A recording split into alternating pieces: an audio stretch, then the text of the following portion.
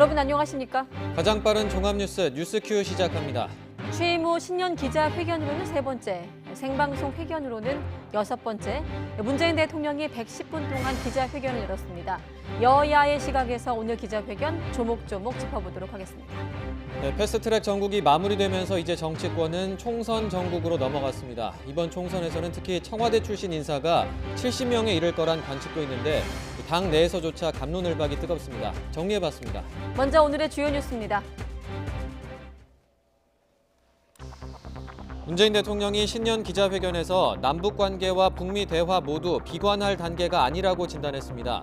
외교는 보이는 것보다 보이지 않는 게 더 많다면서 비핵화 협상에 기대를 나타냈습니다. 문 대통령은 법무부가 인사안을 제시해야 한다는 검찰의 주장은 인사권에 역행하는 초법적인 일이라고 비판했습니다. 검찰의 수사권을 존중하듯 대통령과 장관의 인사권도 존중돼야 한다고 지적했습니다. 뇌물을 받은 혐의 등으로 재판에 넘겨진 한국당 원유철 의원이 1심에서 징역 10개월을 선고받았습니다. 원 의원은 법정 구속되진 않았지만 대법원에서 형이 확정되면 의원직을 잃게 됩니다. 한미 방위비 6차 회의가 워싱턴에서 열립니다. 강경화 외교장관은 폼페이오 장관과 호르무즈 파병을 협의하고 이도훈 한반도 평화교섭 본부장도 한반도 비핵화 논의를 위해 미국을 방문합니다. 미국이 중국을 환율 조작국에서 해제했습니다. 미중 양국이 1단계 무역 협상에 합의하고 서명식을 앞둔 데 따른 조치입니다. 우리나라는 일본, 독일 등과 함께 환율 관찰 대상국 지위가 유지됐습니다. 설 연휴를 앞두고 항공과 택배, 상품권 관련 피해가 집중될 것으로 예상돼 주의가 필요합니다. 탑승권과 영수증 등을 잘 보관하고 환급과 배상 규정 등을 꼼꼼히 살펴야 피해를 막을 수 있습니다. 경기 북부와 강원 지역에 한파특보가 내려진 가운데 내일은 오늘보다 더 춥겠습니다. 모레부터 추위가 점차 누그러져 주말부터는 예년의 포근한 기온을 되찾겠습니다. 문재인 대통령이 오늘 110분 동안의 신년 기자회견을 통해 올해 국정 방향과 목표를 설명했습니다. 문 대통령은 특히 한반도 비핵화 협상이 비관할 단계는 아니라면서 북미 정상이 대화를 이어가려는 신뢰는 계속되고 있다고 평가했습니다. 또 검찰 인사 논란에 대해서는 사실상 추미애 장관에게 다시 한번 힘을 실으면서 검찰도 개혁의 주체가 되면 국민의 신뢰를 더 많이 받을 수 있을 거라고 당부했습니다. 청와대 연결하겠습니다. 김영수 기자. 네, 청와대 춘추관입니다. 네, 여러 가지 문답이 오갔습니다만 먼저 한반도 비핵화 협상과 관련해서 문재인 대통령 여전히 대화의 문이 열려 있다 이렇게 보고 있습니까? 네, 그렇습니다. 문재인 대통령은 남북, 북미 대화 모두 낙관할 수 없지만 비관할 단계도 아니라고 진단했습니다. 트럼프 미국 대통령이 김정은 위원장에게 친서를 보낸 것과 북한의 반응을 봤을 때 북미 정상의 신뢰는 계속되고 있다고 평가했습니다. 문 대통령은 외교는 보이는 것보다 보이지 않는 게 더 많다면서 남북 관계 진전을 위해 다양한 노력을 하고 있다고 밝혔습니다. 문 대통령의 답변 들어보겠습니다. 대화를 통해서 협력을 열려나가려는 그런 노력들은 지금도 지속되고 있고 그리고 충분히 잘 될 수 있을 것이라고 저는 이 낙관적인 전망을 가지면서 추진해 나가고 있다는 말씀을 드립니다. 문 대통령은 또 북한이 지난해 제시한 연말 시한을 넘어서서도 대화의 문을 닫지 않았다는 점도 중요하게 평가했습니다. 그렇지만 대화가 진전되지 못하고 있고 미국의 연말 대선을 앞두고 교착이 오래 지속되는 것은 바람직하지 못하다고 말했습니다. 문 대통령은 대북 제재의 목표는 북한의 변화를 이끌어내는 거라면서 북한이 실질적인 조치를 취하면 미국도 대북 제재 완화를 포함한 상응 조치를 보여줘야 한다고 강조했습니다. 네, 그리고 정치 사회 분야에서는 이 질문이 검찰 개혁과 인사 문제에 집중이 됐는데 윤석열 검찰총장을 신임하느냐는 질문도 있었죠. 네, 그렇습니다. 그렇지만 문 대통령은 윤 총장을 신임한다 안 한다 이렇게 언급하진 않았습니다. 대신 문 대통령은 공수처 설치를 비롯한 검찰개혁 법안 통과에도 검찰의 기소 독점은 거의 유지되고 권력은 여전히 막강하다고 말했습니다. 그러면서 검찰로서는 억울할 수 있지만 국민들이 초법적 권력을 느끼는 만큼 겸허하게 인식해달라고 당부했습니다. 문 대통령은 또 윤석열 총장이 권력에 굴하지 않는 수사로 국민 신뢰를 얻었다고 생각한다면서 검찰개혁까지 윤 총장이 앞장서면 더 많은 신뢰를 받을 거라는 평가와 기대를 밝혔습니다. 네, 특히나 이제 검찰 인사 논란에 대해서는 사실상 추미애 장관 손을 들어줬다고 볼 수 있지 않겠습니까? 네, 그렇습니다. 문 대통령은 수사권이 검찰에 있듯이 인사권은 장관과 대통령에게 있다면서 수사권이 존중돼야 하는 것처럼 인사권도 존중돼야 한다고 단호한 입장을 보였습니다. 검찰 인사 과정에서 빚어진 법무부와 검찰의 갈등에 대해 추미애 장관 입장에 무게를 실은 겁니다. 직접 들어보겠습니다. 법무부 장관이 먼저 인사안을 만들어서 보여주어야만 그에 대해서 의견을 제시할 수 있겠다라고 이제 했다는 것인데, 그것은 인사 프로세스에 역행되는 것이죠. 제3의 장소에서 명단을 가져와야만 알 수 있겠다라고 한다는, 그것도 인사 프로세스에 역행되는 것이라고 생각해요. 다만 문 대통령은 이번 일만으로 윤석열 총장을 평가하고 싶지 않다면서 이번을 계기로 관행처럼 밀실에서 이뤄진 인사제청 과정을 국민이 다 알 수 있도록 투명하게 바꿔야 한다고 강조했습니다. 네, 그리고 조국 전 장관에 대한 언급도 있었는데 어떤 내용인지 전해주시죠. 네, 문 대통령은 먼저 조국 전 장관이 민정수석으로 또 법무부 장관으로서 검찰개혁 법안 통과에 크게 기여했다고 평가했습니다. 그러면서 조 전 장관에 대한 유무죄를 떠나서 지금까지 겪은 고초만으로도 큰 마음의 빚을 졌다며 안타까움을 나타냈습니다.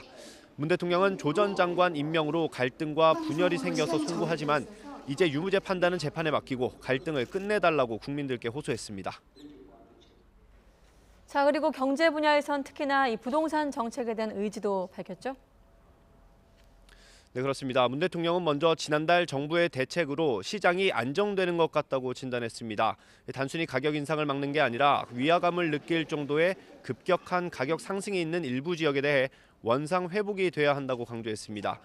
그러면서 정부 대책이 시효를 다했다고 판단되면 강력한 대책을 끝없이 내놓을 거라면서 집권 기간 내에 부동산만큼은 확실히 잡겠다고 강한 의지를 나타냈습니다. 문 대통령은 또 크게 보면 보유세는 강화하고 거래세를 낮추자는 게 맞는 방향이라며 보유세는 실제로 조금 강화되고 있다고 답했습니다.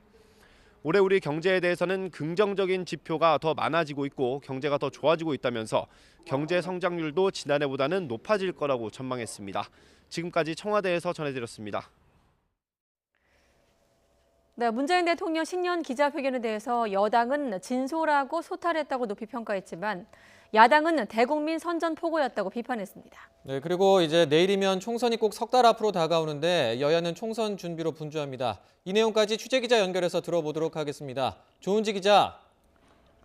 네, 국회입니다. 네, 대통령 신년 기자회견에 대한 여야 반응 역시나 완전히 다르네요. 네, 사안마다 늘 그렇지만 이번에도 역시나 평행선입니다. 먼저 민주당은 상생도약이라는 신년 전국구상을 알리기 위한 자리로 문재인 정부 국정운영 전반에 대한 폭넓은 대화가 이뤄졌다 이렇게 높이 평가했습니다. 이재정 대변인은 문 대통령의 다짐을 확인했고 공감한다면서 혁신과 포용, 공정과 평화를 위한 과제를 국회가 뒷받침해야 한다고 강조했습니다. 반면 보수 야당에서는 날선 반응이 나왔습니다. 한국당은 국정 실패를 인정하지 않고 민심을 저버린 대국민 선전포고라고 비판했습니다. 전희경 대변인은 등 돌린 국민에게 환심을 사겠다는 자화자찬 소통쇼는 허무하기 짝이 없다고 했는데요. 바른미래당은 반성은 없고 망상만 있는 신년 기자회견이었다며 벽두부터 국민에게 스트레스를 준다고 꼬집었습니다. 새로운 보수당은 몽상가 대통령이 가짜뉴스를 주입한 90분이었다며 문 대통령의 거짓 국정홍보 시간이었다고 일축했습니다. 정의당은 솔직하고 소탈한 태도는 긍정적이라면서도 적극적인 한반도 관계 해법과 강력한 부동산 대책을 주문했습니다. 대한신당은 담대하고 신선한 국정 동력을 제시하는데 미흡했다고 평가했고 민주평화당 역시 무난했지만 손에 잡히는 대책도 의지도 없었다고 지적했습니다. 네, 그리고 어제 이제 본회의 법안 처리도 끝났고 이제 정치권의 관심은 온통 총선에 집중돼 있을 것 같은데요. 어떻습니까? 네, 발빠르게 총선 모드로 전환한 건 민주당입니다. 불출마를 선언한 5선 원혜영 의원이 이끄는 공천관리위원회 18명이 오늘 처음 회의를 했습니다. 후보 개개인 경쟁력을 평가하고 경선과 단수공천, 전략지역 여부 등을 심사하는 주요 기구죠. 이해찬 대표는 새 선거법에 연동형 비례대표제가 도입되면서 비례대표를 10석 가까이 양보한 셈이 됐다며 지역구에서 더 많이 의석을 확보해야 한다고 강조했습니다. 민주당은 또 8호 인재로 기후, 환경, 에너지 분야 전문가 34살 여성 이소영 변호사를 영입해 환영식을 열었습니다. 기존 인재 영입과 별도로 내일은 관료 출신 3명이 동시에 입당하고 총선 1호 공약도 발표할 예정입니다. 이래저래 총선 레이스에서 단연 돋보이는 행보입니다. 네, 그리고 야당은 아무래도 보수 통합의 사활을 거는 분위기죠. 네, 중도 보수 통합을 내건 혁신통합추진위원회 혁통위가 출범 선언 닷새 만인 오늘 처음 모였습니다. 한국당과 새로운 보수당은 물론 보수 시민사회단체 등의 대표자 14명이 통합신당 방향을 모색했는데요.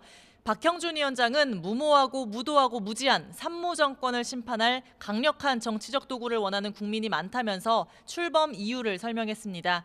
통합 방식과 신당 창당 방향 등을 놓고 당장 내일 2차 회의를 여는 등 밀도 있는 논의가 기대됩니다. 이들이 잠재적 동반자로 염두에 둔 안철수 전 국민의당 대표는 메시지를 내고 야권 통합은 세력 통합이 아닌 혁신이 우선이라며 정치공학적인 통합 논의에는 참여할 생각이 없다고 선을 그었습니다. 이런 가운데 한국당은 비례전문 위성정당 창당 계획이 선관위 문턱에 걸려 새로운 대책을 찾느라 분주한데요. 선관위가 손바닥 뒤집듯 입장을 바꿨다며 생각 중인 비례정당 이름 후보는 아직 충분히 많다고 경고했습니다. 지금까지 국회에서 YTN 조은지입니다.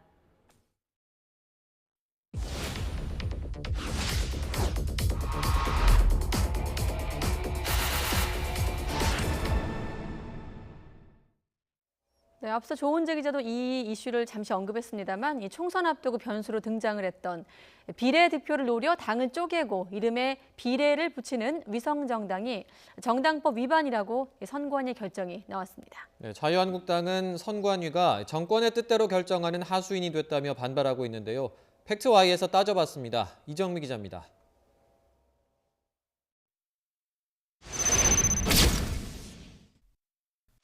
중앙선관위가 정권의 눈치를 봐서 입장을 번복했다는 주장.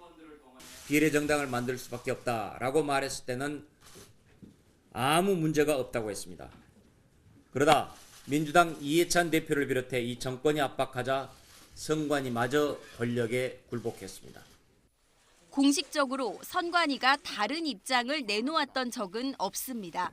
자유한국당 역시 선관위로부터 다른 유권 해석을 받아봤던 건 아니라고 인정했습니다.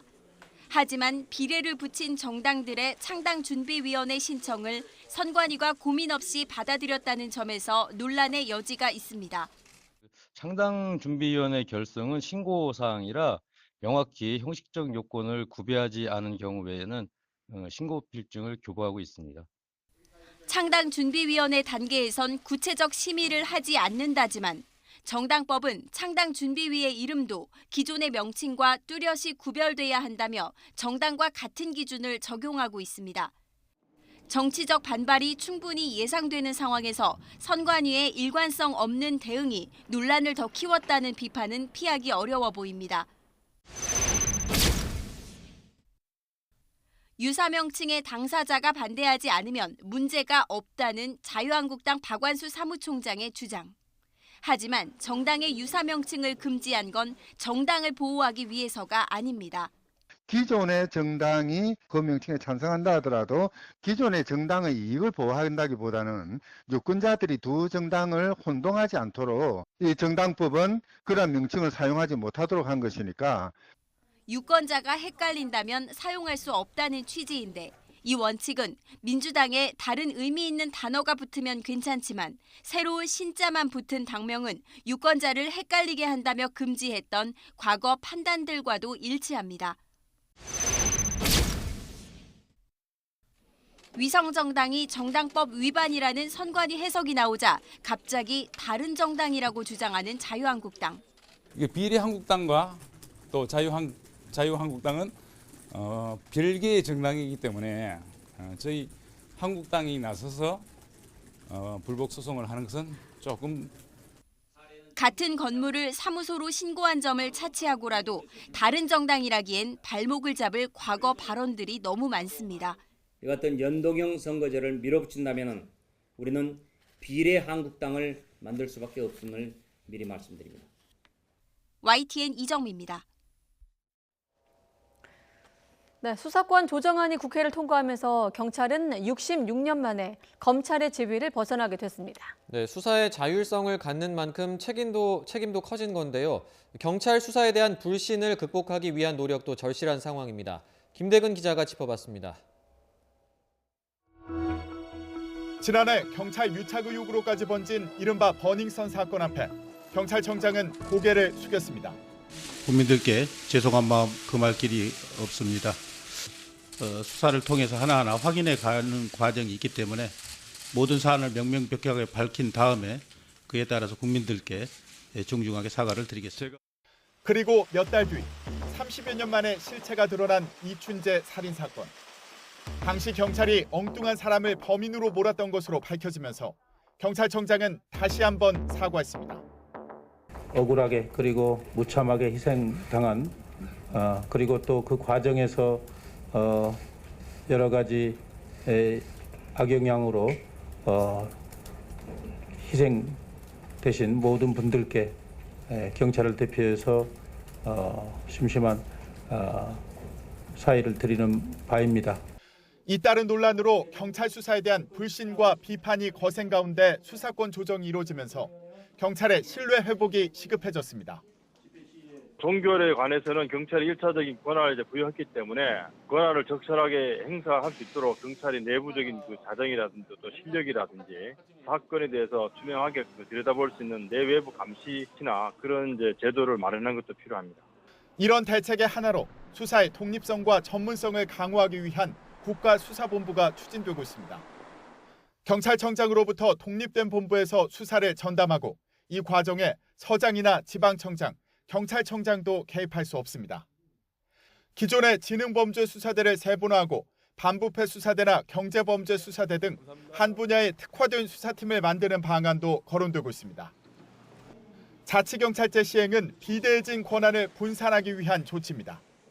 수사의 전문성을 경찰이 갖고서 그런 역량을 바탕으로 수사권을 집행을 해야 되는 점이라고 보여집니다. 지역 권력의 눈치를 보지 않고 자치경찰제를 잘 운영해서 지역의 영향력을 배제시키고 66년 만에 검찰로부터 수사권 독립을 이루면서 고무된 경찰. 이제는 여러 우려를 극복하고 강화된 권한과 책임에 걸맞은 역할을 해야 하는 새로운 시험대에 올랐습니다. YTN 김대근입니다. 네, 진범 논란을 빚어왔던 이춘재 8차 사건에 대해서 법원이 재심을 열기로 결정했습니다. 8차 사건의 범인으로 지목돼 20년간 억울하게 옥살이를 해왔던 윤 씨가 이번 재심으로 누명을 벗을 수 있을지 주목됩니다. 김대겸 기자가 취재했습니다. 20년 옥살이를 하고 살인범이라는 이름표를 달고 살아온 52살 윤모 씨. 연쇄살인범 이춘재가 자신이 진범이라고 자백하면서 억울함을 풀 길이 생겼습니다. 30년이 지나서야 재심을 신청했고 마침내 법원에서 재심을 허가한 겁니다. 수원지방법원은 이 사건이 무죄를 인정할 명백한 증거가 새로 발견돼야 한다는 재심 사유에 해당한다고 밝혔습니다.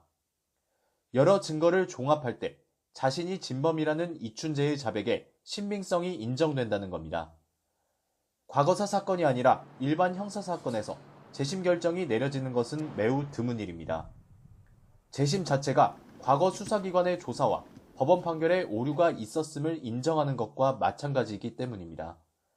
그러나 이번 재심 결정은 필요한 증거가 많이 확보돼 있어서 이례적으로 신청 2달 만에 빠른 결정이 나왔습니다. 이춘재 자백뿐 아니라 국과수의 증거물 감정 오류, 그리고 당시 수사기관의 가혹행위가 확인됐기 때문입니다. 윤 씨 측은 어렵게 얻은 재심 기회인 만큼 누명을 벗을 수 있도록 최선을 다하겠다는 입장을 밝혔습니다. 먼저 신속하게 결정 내려주셔서 정말 감사합니다. 앞으로 재심 절차에서는 당시 수사와 재판의 문제점이 충분히 드러나도록 최선 다하겠습니다. 법원은 다음 달 초 재심 첫 공판 준비기일을 열어 쟁점 사항 등을 정리한 뒤 오는 3월 본격 재판에 돌입하게 됩니다. YTN 김대겸입니다. 지역구 사업가들에게 청탁 대가로 뇌물을 받은 혐의 등으로 재판에 넘겨진 자유한국당 원유철 의원이 1심에서 의원직 상실형을 받았습니다. 판결 내용 취재기자 연결해서 알아보도록 하겠습니다. 이영원 기자. 네, 서혜부입니다. 네, 1심 선고 내용 좀 더 전해주시죠. 네, 원 의원이 1심에서 징역 10개월의 실형을 선고받았는데 법정 구속은 면했습니다. 형법상 알선수재 혐의와 정치자금 부정지출 혐의 등이 인정된 건데요.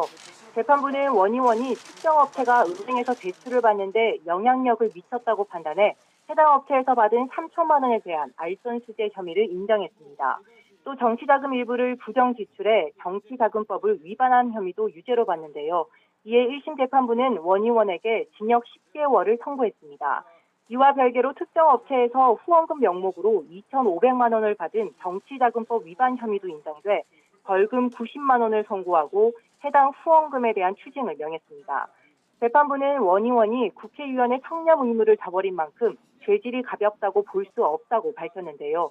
다만 1억 8천만 원대 뇌물 혐의는 대가성이 입증되지 않았다며 무죄로 판단했습니다. 검찰이 원 의원에게 적용한 뇌물 혐의가 모두 무죄로 선고된 건데요. 검찰이 기소하며 적용한 불법 정치자금 수수 5천여만 원과 부정 지출 금액 6,500만 원도 일부분만 재판에서 인정된 겁니다. 네, 선고 내용 먼저 들어봤고 이번에 선고의 의미도 한번 짚어볼까요?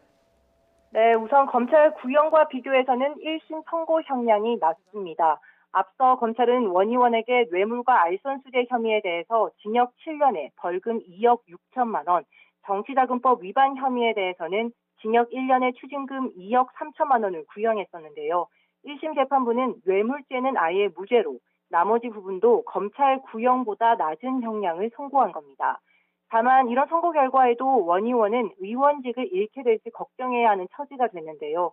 선출직 공무원의 경우 정치자금법 위반 혐의로 벌금 100만 원 이상이 확정되거나 뇌물 등의 혐의로 금고 이상의 형을 확정받으면 의원직을 잃고 피선거권이 제한되기 때문입니다.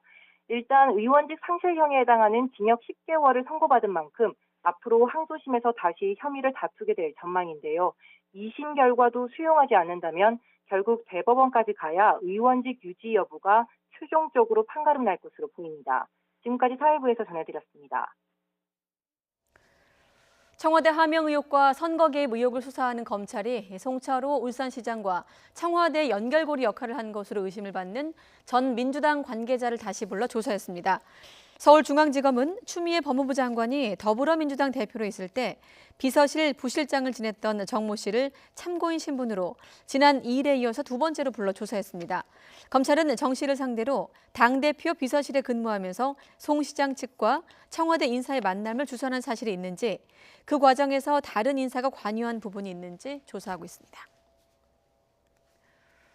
세월호 참사 유가족들에게 막말을 해 모욕 혐의로 고소당한 차명진 전 새누리당 의원이 기소 의견으로 검찰에 넘겨진 사실이 뒤늦게 확인됐습니다. 경기 부천 소사경찰서는 차 전 의원을 모욕 혐의로 불구속 입건하고 지난해 11월 말 기소 의견으로 검찰에 송치했다고 밝혔습니다. 차 전 의원은 세월호 참사 5주기를 앞둔 지난해 4월 유가족들에게 그대로 전하면 징하게 헤쳐먹는다는 등의 글을 올려 논란이 인바 있습니다. 경기와 강원 내륙에 한파특보가 내려진 가운데 내일 아침까지 영하권 아침 추위가 이어질 것으로 보입니다. 그리고 일요일 밤에는 서울 등 내륙 곳곳에 올해 첫눈 소식도 있다고 하는데요. 취재기자 연결해서 추위와 눈 전망 들어보겠습니다. 정혜윤 기자. 네, 정혜윤입니다. 네, 오늘 기온이 많이 떨어졌다고요? 네, 그렇습니다. 오늘 아침부터 기온이 예년 수준으로 낮아졌습니다. 경기 북부와 강원 내륙에는 한파주의보가 내려졌는데요. 강원도 철원 김화읍 기온이 영하 15.1도를 기록했고 대관령 영하 13.5도, 경기도 파주는 영하 10.2도까지 떨어졌습니다. 서울도 영하 5.7도로 새해 첫날 찾아온 강추위 이후 가장 낮았습니다. 그동안 워낙 포근한 날씨가 이어진 탓에 상대적으로 더 춥게 느껴졌습니다. 내일은 서울 아침 기온이 영하 6도로 오늘보다 조금 더 춥겠지만 모레부터는 기온이 다시 오르면서 추위가 누그러지겠습니다. 이후 주말부터는 예년보다 포근한 겨울 날씨가 이어지는 가운데 일요일 오후부터 중부와 전북, 제주도에 눈이나 비가 내릴 전망입니다. 특히 서울 등 중부지방은 올해 첫눈이 내려 쌓일 가능성이 커 다음 주 월요일 아침 출근길에는 빙판길이 우려됩니다. 지금까지 YTN 정혜윤입니다. 네, 우리나라의 천리안 위성이 필리핀 탈화산의 폭발 순간을 포착했습니다. 루손 섬을 뒤덮었던 화산재가 서서히 걷히면서 필리핀 마닐라 공항의 운항도 일부 재개됐습니다. 김진두 기자가 보도합니다. 우리나라의 정지궤도 기상위성인 천리안 2A호가 촬영한 영상입니다. 우리 시각으로 지난 일요일 오후 3시 20분쯤 필리핀 부근에서 흰 연기 기둥이 솟아오릅니다. 마닐라 남쪽 65km 지점에 있는 탈화산이 폭발한 겁니다. 짙은 화산구름은 북쪽으로 이동해 마닐라를 지나 루손섬 전체를 뒤덮어버립니다. 화산재가 강타한 마닐라 공항과 클락 공항은 항공기 운항이 전면 중단되기도 했습니다. 하지만 폭발 하루 만에 화산구름은 많이 옅어졌습니다. 화산구름의 중심축이 동쪽으로 이동한 모습도 보입니다. 이 때문에 마닐라 공항의 항공기 운항도 부분 재개됐습니다. 하지만 며칠 안에 위험한 수준의 추가 폭발이 일어날 수 있다는 화산경보 4단계가 여전히 발령 중이어서 안심할 상황은 아닙니다. YTN 김인두입니다. 네, 설 연휴를 앞두고 항공과 택배, 상품권 관련 피해에 대해 소비자 주의보가 내려졌습니다. 공정거래위원회와 한국소비자보호원은 지난 2017년부터 지난해까지 항공 여객 운송 서비스 피해 구제 사건을 집계한 결과 전체 18%, 665건이 설 연휴가 포함된 1월과 2월에 접수됐다고 밝혔습니다. 또 택배 피해 구제 신청의 19%, 상품권 피해 구제 신청의 16%가 설 연휴가 있는 1월과 2월에 들어온 것으로 나타났습니다.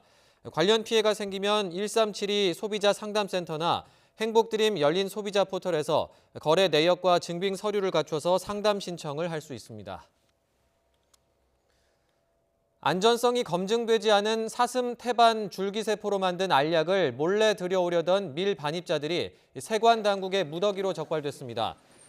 관세청은 수입 통관이 보류된 사슴 태반 줄기세포 알약을 밀반입하려고 시도한 175명에게 관세법 위반 혐의로 최대 850만 원의 벌금을 부과하는 통고 처분을 내렸다고 밝혔습니다. 싱가포르 다단계 업체 소속 회원인 이들은 지난해 7월부터 12월까지 홍콩과 싱가포르 등에서 시가 33억 원에 달하는 사슴 태반 줄기세포 알약 64만 정을 몰래 들여오려 한 혐의를 받고 있습니다. 이른바 김용균법으로 불리는 개정 산업안전보건법 시행에 앞서서 이재갑 고용노동부 장관이 주요 건설사 최고 경영자를 만나 사망사고 감축 노력을 당부했습니다. 이 장관은 서울 프레스센터에서 대우건설과 삼성물산, 현대건설 등 10대 건설사 CEO와 간담회를 열고 개정 산업안전보건법의 주요 내용을 설명하며 이같이 당부했습니다. 오는 16일부터 시행되는 개정 산안법은 하청 노동자의 안전에 대한 원청 사업주의 책임을 강화했는데 시공 순위 1000위 내에 드는 건설사의 경우 대표이사가 안전보건 계획을 세워서 이사회에 보고해야 하고 타워 크레인 등의 설치 해체 작업 때는 도급인의 안전 조치가 의무화됩니다. 이미 시한을 넘겨버린 한미 방위비 분담금 협상 6번째 회의가 곧 미국 워싱턴에서 열립니다. 우리 측 대표인 정은보 협상 대사는 여전히 이견이 있지만 창의적 대안 도출을 위해 노력하고 있다고 밝혔습니다. 특히 트럼프 대통령의 공개 압박에 대해서도 반복된 주장이기 때문에 상황 변화는 아니라고 설명하기도 했습니다. 워싱턴 강태욱 특파원이 보도합니다. 기간 만료로 협정 공백 상태에서 새해 처음 열리는 6차 회의. 하루 앞서 우리 정부 협상 대표단이 워싱턴에 도착했습니다. 정 대사는 여러 가지 사안들에 대해 의견을 좁혀가고 있다고 운을 뗐습니다. 하지만 포괄적 타결에 있어서는 두 나라가 여전히 이견을 보이는 것도 사실이라고 말했습니다. 그러면서 많은 절충과 함께 창의적 대안을 만들기 위해 서로 노력하고 있다고 설명했습니다. 양측 간에 창의적인 어떤 대안을 만들어 나가는데 굉장히 서로가 노력을 하고 있습니다. 어떠한 그 측면만을 가지고 협상을 하는 것은 아니기 때문에 상호 간에 많은 절충에 노력을 하고 있다는 점 말씀드리겠습니다. 협정 틀 내의 소폭 인상이라는 우리 입장과 항목 신설에 따른 대폭 증액이라는 미국의 입장은 여전히 평행선입니다. 우리 대표단은 기존 협정 틀을 벗어나면 국회 비준이 어렵고 항목이 신설될 경우 현재의 총액제를 유지하기 힘들다는 뜻을 내세운다는 전략입니다. 또 미국산 무기 구매 등 동맹으로서 기여하는 부분에 대해서 고려해야 한다는 점도 강조할 계획입니다. 다만 또 저희가 동맹으로서 기여하는 바가 저희는 많이 있다고 평가를 하고 있고, 그리고 저희가 이미 동맹으로서 기여하고 있는 부분에 대해서 정당한 평가를 받아야 된다고 생각을 하고 있습니다. 정 대사는 다만 최근 트럼프 대통령이 증액을 공개 압박한 것에 대해서는 여러 번 주장했던 사안이라 상황 변화는 아니라고 설명했습니다. 지난해 협정은 10차례 회의 끝에 2월에 타결됐습니다. 정 대사는 협정 공백 최소화를 위해 빨리 타결하도록 노력하겠다고 밝혔지만 미국의 증액 요구가 너무 커서 가능할지 주목됩니다. 워싱턴에서 YTN 강태욱입니다. 강경화 외교부 장관이 우리 시각으로 모레 한미 외교장관 회담을 앞두고 미국 샌프란시스코로 출국했습니다. 강 장관은 오늘 인천공항에서 기자들과 만나 폼페이오 장관과 만난 지 꽤 오래돼 현안이 많다면서 북한과 양자 현안, 중동 문제 등에 대해 포괄적인 협의가 이루어질 것 같다고 말했습니다. 특히 미국이 여러 차례 요구했던 호르무즈 파병에 대해서는 미국 측의 생각을 들어보겠다면서 이번에 나눈 이야기가 정부의 결정에 참고가 될 것이라고 말했습니다. 이도훈 외교부 한반도 평화교섭본부장은 내일부터 18일까지 나흘간의 일정으로 미국 워싱턴을 방문해 대북 특별대표인 스티븐 비건 국무부 부장관과 한미 북핵 수석대표 협의를 가질 예정이라고 외교부가 오늘 밝히기도 했습니다. 양측은 김정은 북한 국무위원장의 노동당 전원회의 보고 내용을 중심으로 최근의 한반도 상황에 대해 평가를 공유하고 한반도 비핵화를 위한 공조 방안을 논의할 것으로 관측됩니다. 이도훈 본부장은 방미 기간 다른 미 행정부 인사들과도 만날 예정이며 17일로 예정된 비건 부장관 취임식에도 참석할 계획입니다. 네, 정세균 국무총리가 문재인 대통령으로부터 임명장을 받은 데 이어서 공식 취임식을 열고 있습니다. 정세균 총리의 취임식이 열리고 있는 정부 서울청사로 잠시 가보도록 하겠습니다.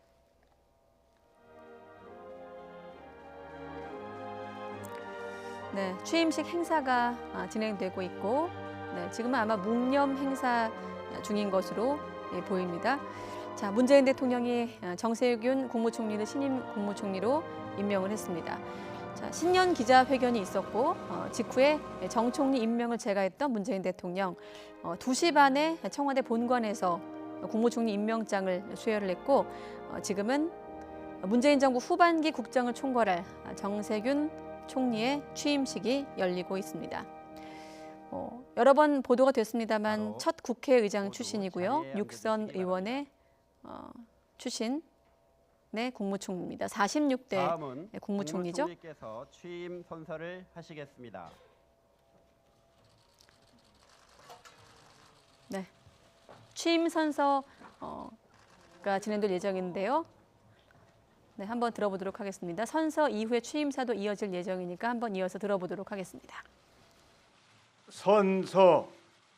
나는 대한민국 공무원으로서 헌법과 법령을 준수하고 국가를 수호하며 국민에 대한 봉사자로서의 임무를 성실히 수행할 것을 엄숙히 선서합니다.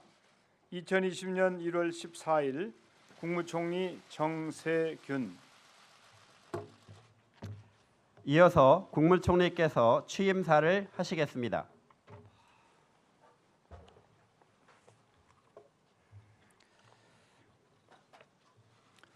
존경하는 국민 여러분, 사랑하는 공직자 여러분, 제46대 국무총리 정세균입니다. 먼저 저를 믿고 중책을 맡겨주신 문재인 대통령님과 동의해주신 국회, 성원해주신 국민 여러분께 깊이 감사드립니다. 또한 문재인 정부 초대 총리로서 대통령을 도와 많은 성과를 내고 국민의 두터운 신망을 쌓으신 이낙연 총리님께 감사와 축하를 드립니다. 지난 세기 우리는 식민 지배와 한국 전쟁의 폐허를 딛고 산업화와 민주화의 성공으로 세계를 놀라게 했습니다. 세계 10위권의 경제 강국이자 아시아 최고의 민주주의 국가로 발돋움했습니다. 대한민국의 빛나는 성취 뒤에는 위대한 우리 국민이 있었습니다. 이제 새로운 100년을 시작하는 우리 앞에는 평화와 번영의 새로운 역사를 열어야 할 책무가 놓여 있습니다. 그러나 우리 대한민국이 마주하고 있는 국내외 상황은 결코 간단치 않습니다. 수많은 위기 속에서도 역사의 수레바퀴를 전진시켜 왔듯이 우리는 어떤 어려움도 이겨낼 것이고 또 그래야만 합니다. 이를 위해서는 대한민국이 처한 현실에 대한 냉철한 분석과 평가를 바탕으로 국정 전반을 재점검하고 미래를 위한 준비에 매진해야 합니다. 무엇보다 저성장, 저고용으로 상징되는 뉴노멀 시대와 4차 산업혁명의 새로운 물결 속에서 심화된 불평등을 해소하고 새로운 성장 동력을 찾아야 합니다. 그간 대한민국은 세계 최고 수준의 ICT 강국으로 자리매김해 왔습니다. 그러나 어제의 성과가 내일의 성공을 담보해 주지 않는 시대가 도래했습니다. 잘 해오고 있는 부문은 경쟁력을 유지할 수 있도록 지원해 나가는 동시에 AI, 빅데이터 등 미래 산업을 제대로 준비하는 노력이 매우 절실합니다. 존경하는 국민 여러분, 대한민국 정부는 국민에게 힘이 되는 정부가 되겠습니다. 국민 여러분과 함께 포용과 혁신, 공정과 평화를 구현하고 나라다운 나라, 함께 잘 사는 나라를 향해 흔들림 없이 나아가겠습니다. 첫째, 기업하기 좋은 환경을 만들어 경제의 활력을 높이겠습니다. 경제를 살리는 힘은 기업으로부터 나옵니다. 기업이 현실에 안주하지 않고 새로운 도전에 나설 수 있도록 정부가 먼저 혁신하겠습니다. 신산업에 대한 사후 규제 도입과 같은 과감한 규제 개혁을 통해 불확실성을 줄이고 기업가 정신을 고양하는 데 정부의 사활을 걸겠습니다. 배 항로를 결정하는 것은 바람과 파도가 아니라 돛의 방향입니다. 대외 경제의 불안정성을 뛰어넘어 지속 가능하고 항구적인 경쟁력을 확보해야 합니다. 정부는 혁신 성장에 전력 투구하여 경제 활력의 마중물이 되겠습니다. 중소기업과 소상공인에 대한 지원도 강화하겠습니다. 아래로부터 올라오는 경제의 힘이 전체 성장을 이끄는 지혜를 발휘하겠습니다. 경제가 통계상으로 호전되는 것에 머무르지 않고 국민이 피부로 체감하실 수 있도록 민생 경제를 살려나가겠습니다. 둘째, 진정성 있는 소통과 협치로 사회 통합을 이뤄내겠습니다. 다원화된 사회에서 행정부가 모든 것을 해결할 수는 없습니다. 정부와 시장, 시민사회가 서로 부족한 부분을 채우며 균형 있는 발전을 도모해야 합니다. 첨예한 갈등 사안에 대한 국민 의견을 경청하고 국회와는 소통을 넘어 실질적인 협치를 이뤄 나가겠습니다. 지속 가능한 대한민국의 기반을 구축하고 더 나은 민주주의를 정착시켜 나가겠습니다. 셋째, 사회의 공정을 높이고 나라의 안전을 다지겠습니다. 혼자 빨리 가는 특권보다는 조금 느리더라도 함께 가는 공정이 더 멀리 가는 힘이고 지혜입니다. 사회 각 분야의 불공정을 개선하고 보다 튼튼한 사회 안전망 확충으로 불평등과 양극화 해소의 토대를 마련하겠습니다. 교통, 산재, 자살 등 3대 요인의 사망자를 획기적으로 줄이고 지진과 산불, 태풍과 미세먼지를 비롯한 자연, 환경 재난에 대한 안전도 더 강화해 나가겠습니다. 사랑하는 공직자 여러분, 저는 그간 기업과 정당, 국회와 정부에서 일하면서 대한민국 공직자들의 역량과 책임감이 얼마나 뛰어난지 잘 알고 있습니다. 공직자 여러분은 대한민국의 변화와 발전을 이끌어온 주역입니다.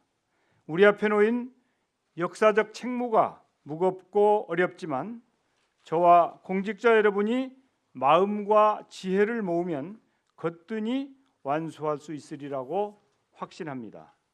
그런 자부심과 각오로 함께 몇 가지 다짐합시다. 첫째, 내가 먼저 혁신합시다. 노 젖지 않는 배는 뒤처지기 마련입니다. 우리 공직자가 끊임없이 공부하면서 전문성을 키우고 부처 간 벽을 허무는 협업의 역량도 갖춰야 합니다. 모든 공직자가 빠르게 진행 중인 4차 산업혁명 시대에 디딤돌이 되어주시기를 바랍니다. 둘째, 내가 먼저 소통합시다. 공직자는 늘 국민 속에 있어야 합니다. 좀 더 가까운 자리에서 좀 더 낮은 자세로 국민과 함께 울고 웃을 수 있어야 합니다. 진정성 있는 소통과 협치의 해법은 현장에 있습니다. 공직사회의 울타리를 넘어 현장의 목소리를 직접 듣는 소통 행정을 잘 해주시기 바랍니다. 셋째, 내가 먼저 적극 행정을 합시다. 저는 일하다 접시를 깨는 일은 인정할 수 있어도 일하지 않아 접시에 먼지가 끼는 것은 용인할 수 없다고 강조해 왔습니다. 국민을 위한 소신 행정은 총리가 책임을 지고 지켜드리겠습니다. 적극 행정을 공직 문화로 정착시키는데 앞장서 주시길 당부드립니다. 이를 통해 공직사회의 신뢰와 권위를 회복하고 국민과 함께 호흡하는 국민에게 힘이 되는 정부로 거듭나야 합니다. 모든 국민께서 체감할 수 있는 확실한 변화를 만들어야 합니다. 이젠 희망이 생긴다. 다시 한번 해보자는 말씀을 들을 수 있어야 합니다. 저부터 대한민국에 대한 마지막 봉사라는 각오로 희생하고 헌신하겠습니다. 총리로서 헌법과 법률이 부여한 책임을 다하는데 모든 힘을 쏟겠습니다. 공직자 여러분과 함께 그런 보람된 책무를 수행할 수 있게 된 것은 저의 영광이고 행운입니다. 함께 뜁시다. 감사합니다.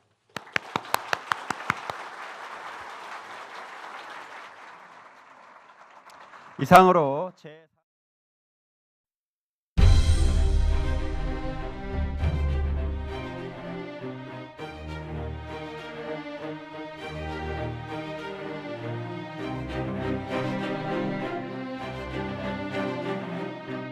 수사권은 검찰에 있습니다. 그러나 인사권은 장관과 대통령에게 있습니다.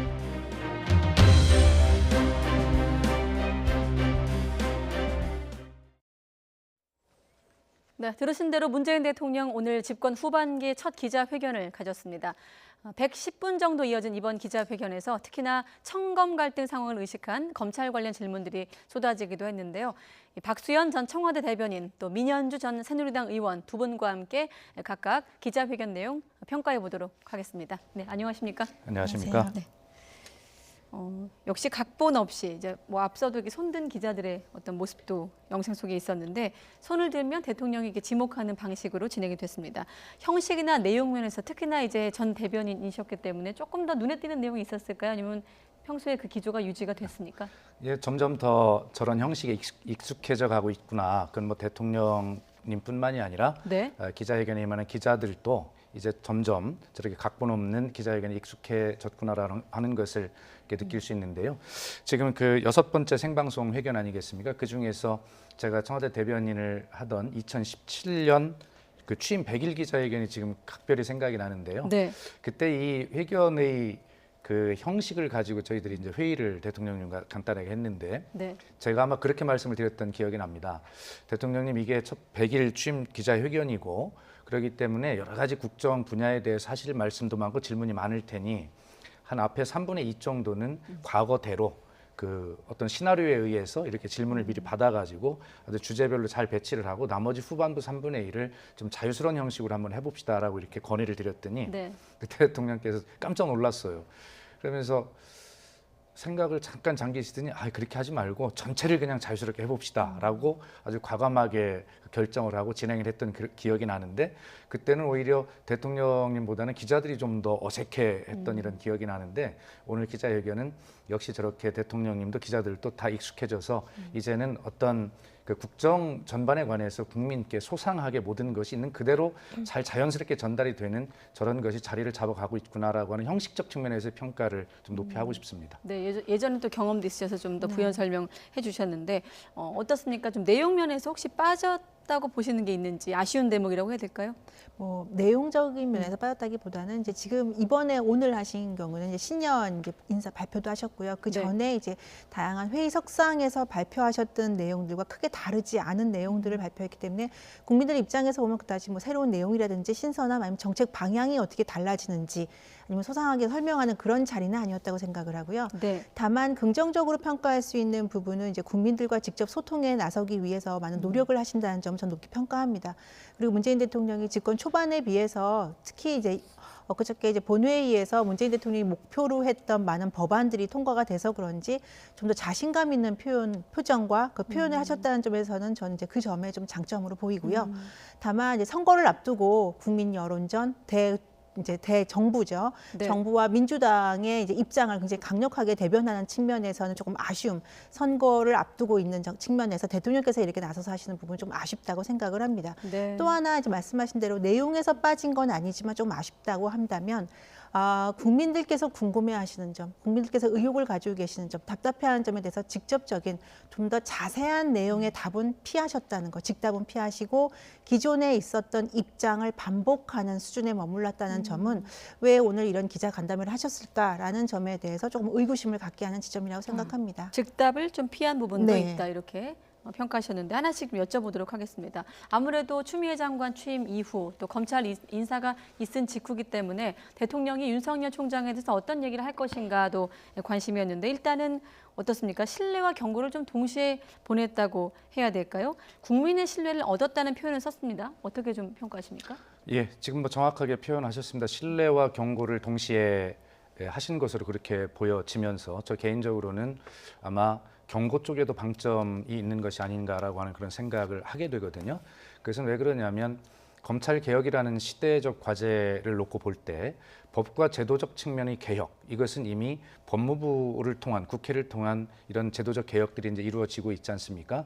대통령께서 오늘도 강조하셨지만 계속 방점을 두고 있는 것은 검찰의 인식과 관행, 뭐 이런 것들을 계속 말씀하시거든요. 그것까지 스스로 해야 된다. 자체 개혁, 검찰 스스로 주체가 되어야 된다라고 하는 것은 바로 그러한 아직도 변하지 않는 인식과 관행 이런 곳에 방점을 두고 있기 때문에 대통령께서는 우선 큰 마음으로 그 검찰총장에 대한 신임을 하시면서도 이 부분을 정확하게 하라, 지켜보겠다라고 하는 거기에 방점을 두고 있는 것이 아닌가라고 저는 그렇게 개인적으로 느꼈고 네. 이제 검찰이 개혁에 남은 부분도 사실 그 부분인 것이 맞는 것 아니겠습니까?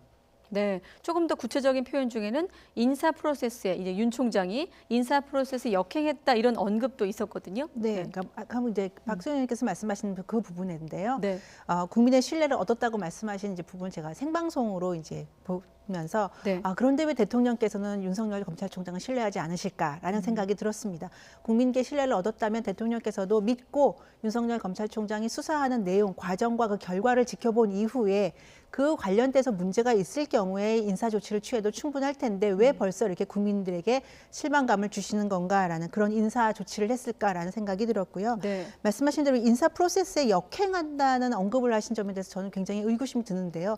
왜 굳이 이런 표현을 쓰셨을까라는 생각이 드는데 이제 지금 윤석열 검찰총장이 지금 보도에 따르면 제3의 장소에서 인사 관련된 서류를 가지고 와서 만나자라고 했던 부분에 대해서 대통령께서 언급하신 것 같습니다. 근데 네.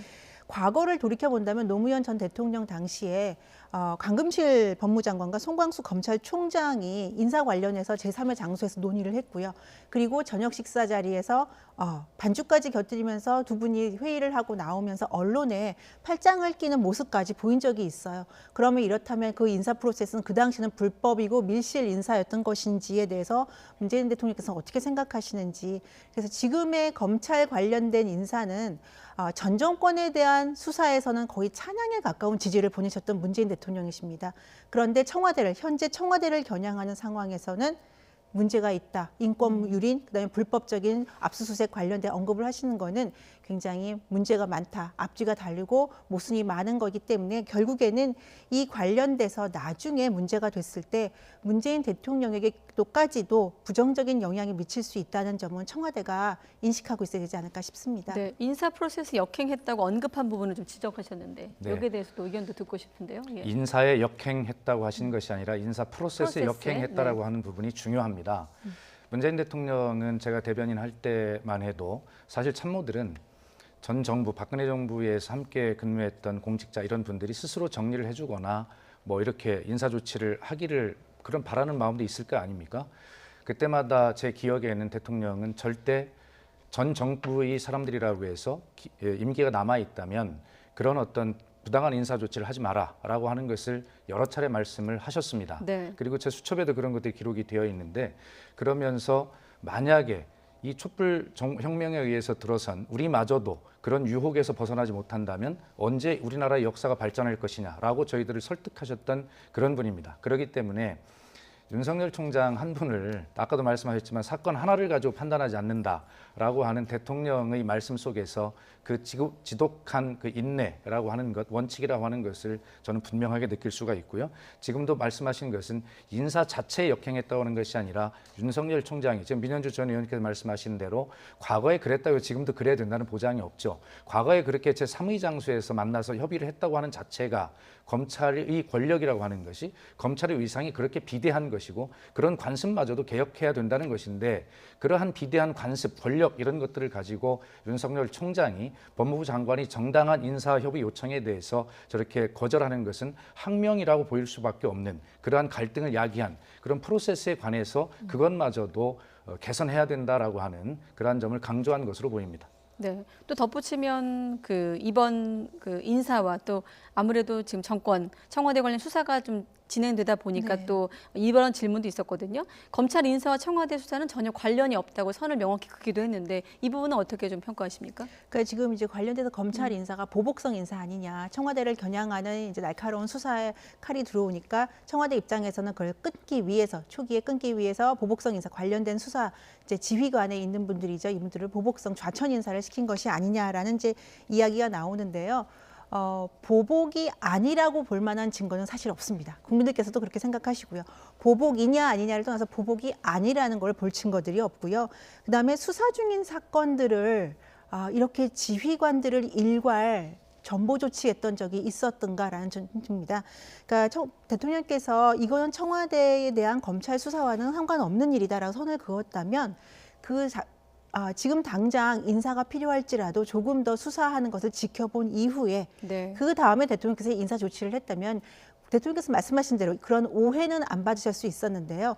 지금 단계에서 인사 조치를 했기 때문에 이 오해가 아니라 사실은 사실에 가까운 것이 아니냐라는 국민적인 의구심에는 대통령께서 사실 피할 수 없는 문제에 직면했다라고 보고요.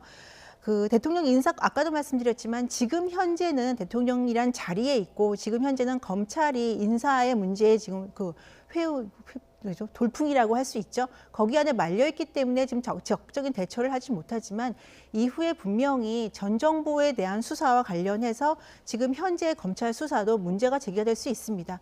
그렇게 된다면 대통령께서 장관과 대통령의 임명권이라고 했던 그 발언이 대통령께는 큰 부담으로 다가갈 수 있을 거라고 생각을 해요. 그래서 이런 측면에서 아무리 대통령께서 검찰 인사와 청와대 관련 수사는 분명히 별개의 문제다라고 하지만 많은 국민들께서는 그렇게 생각하지 않으실 거라는 점 다시 한번 말씀드립니다. 제가 잠깐 네. 그 말씀을 드리면 이번 검찰 그 지휘부에 대한 인사는 보복 인사 이런 말은 적당치 않고요. 좌천 인사라는데 저는 동의합니다. 그리고 당연히 좌천이 돼야 합니다. 왜 그러냐? 조국 전 법무부 장관, 대통령 인사권과 관련된 중대한 문제입니다. 그리고 청와대 하명 수사, 그리고 감찰 무마 의혹 이런 것들은 원래의 본질은 뭐냐면 전 울산시장 측근 비리입니다. 그리고 이런 것들에 대해서 그것을 검찰이 방향을 틀어서 다른 네이밍을 한 것이거든요. 어쨌든 대통령의 국정행위에 굉장한 영향을 주는 그런 문제였는데 자, 조국 전 장관 수사 어떻습니까? 지금 수십 일, 수백 일이 지나도록 아직 어떤 것도 내놓지 못하고 있고 온 나라를 그렇게 떠들썩했던 것 어떻습니까? 지금 표창장 문제 공소 유지 자체도 못하고 있어요. 그리고 와서 입시 비리는 아예 기소 자체도 못했습니다. 그리고 사모펀드 대단한 권력형 비리인 것처럼 했지만 결과적으로 조국 장관과의 연관성마저도 밝혀내지 못하고 있습니다. 자, 그 조국이 누굽니까? 대통령 인사권을 향한 법무부 장관 후보자였는데 그를 낙마시키고자 한 것입니다. 그렇다면 좋습니다. 의혹을 제기할 수 있지만 대통령의 인사권에 영향을 줄 이런 문제에 대해서는 원샷 원킬입니다. 의혹이 제기됐으면 대통령이 국정행위에 방해가 되지 않도록 즉시 결과를 내놔야 합니다. 그런데 지금 기소조차도 못하고 있는 이 상황에 대해서 어떻게 좌천이 안 됩니까? 이것을 보복이라고 하는 것은 정치적 공세일 뿐이고요. 그리고 이번 인사에 대해서도 그런 수사 지휘 라인만 교체한 것이지 네. 실제 수사를 했던 중앙검사장이나 서울검사장은 승진을 했습니다. 그리고 앞으로도 이 문제는 계속 수사가 될 것이고 청와대는 모든 것에 대해서 수사에 협조를 하고 있고 수사를 받지 않은 것이 아닙니다.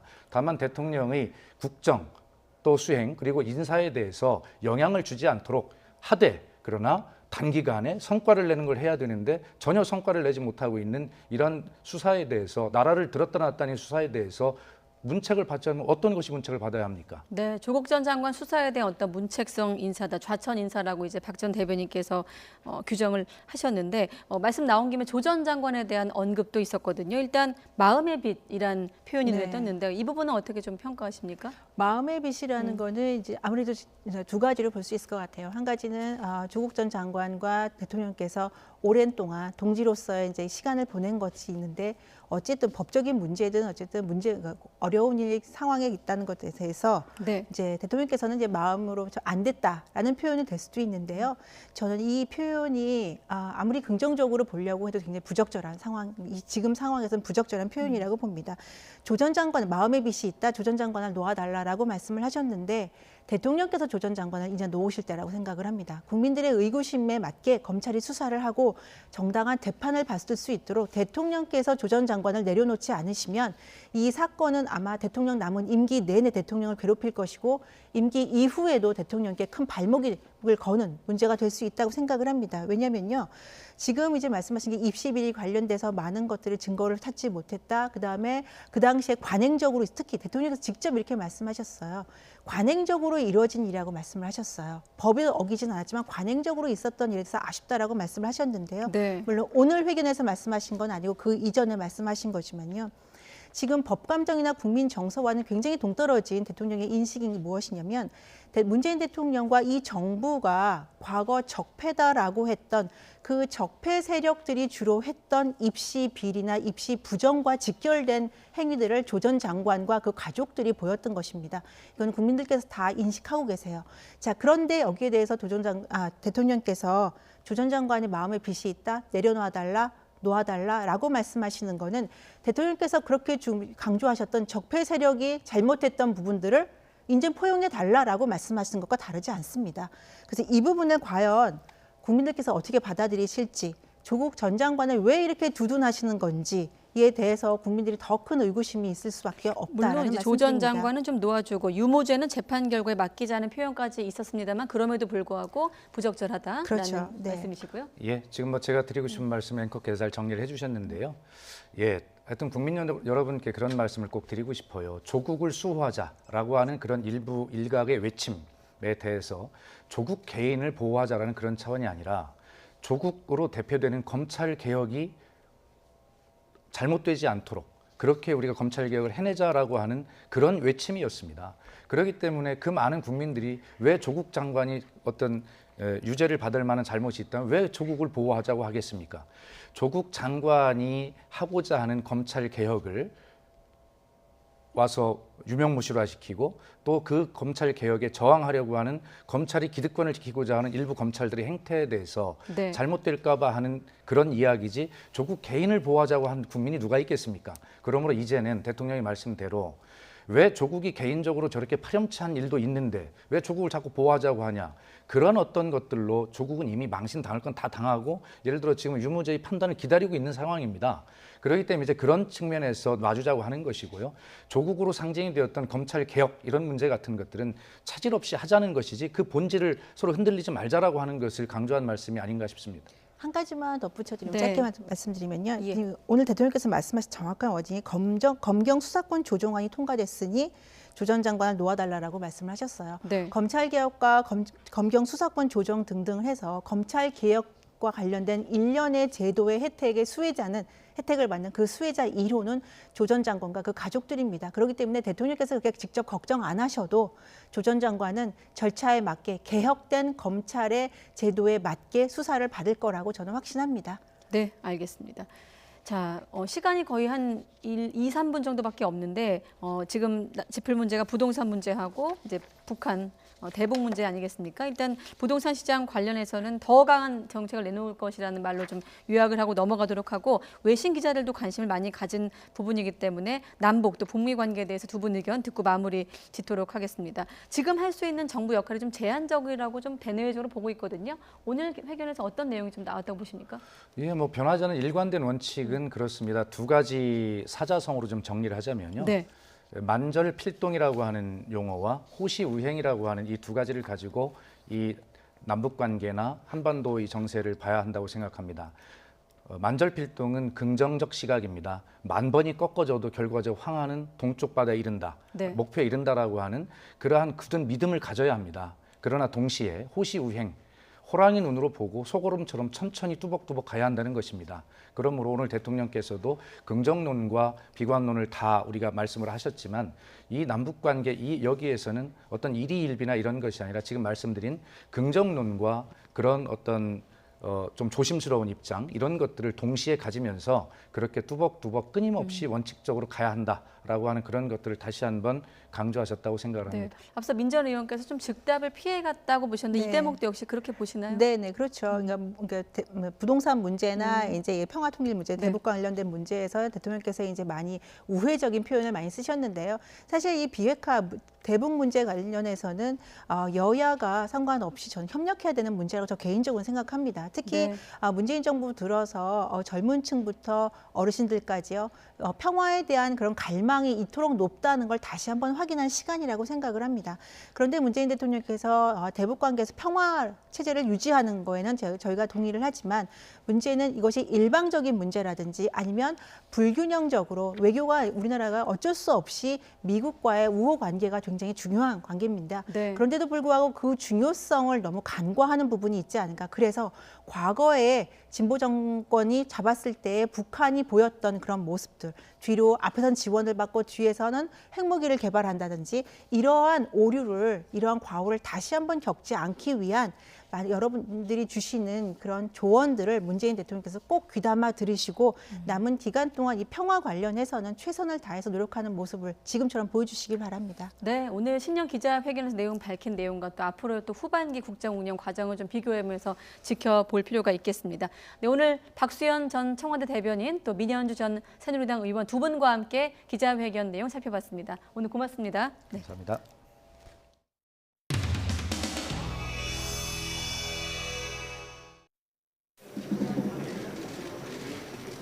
형사소송법 일부 개정 법률안을 계속하여 상정합니다. 투표해 주시기 바랍니다.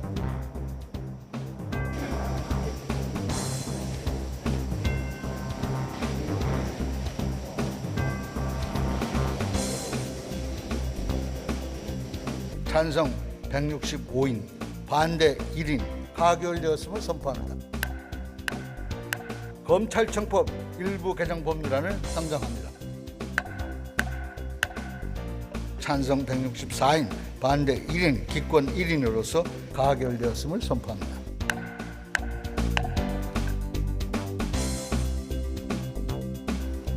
다음은 학교 급식법 일부 개정 법률안을 투표해 주시기 바랍니다.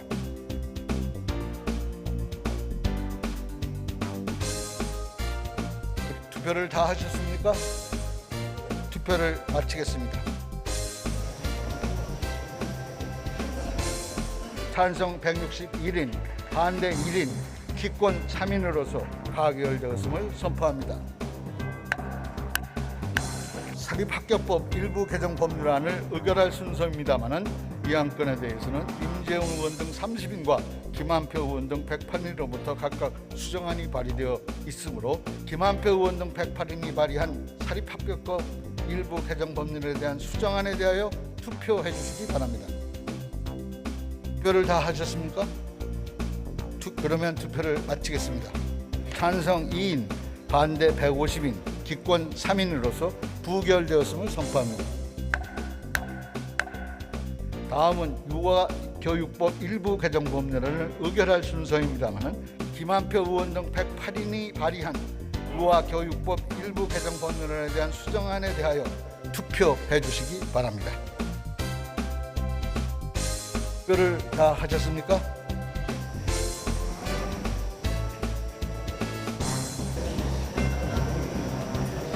그러면 투표를 마치겠습니다.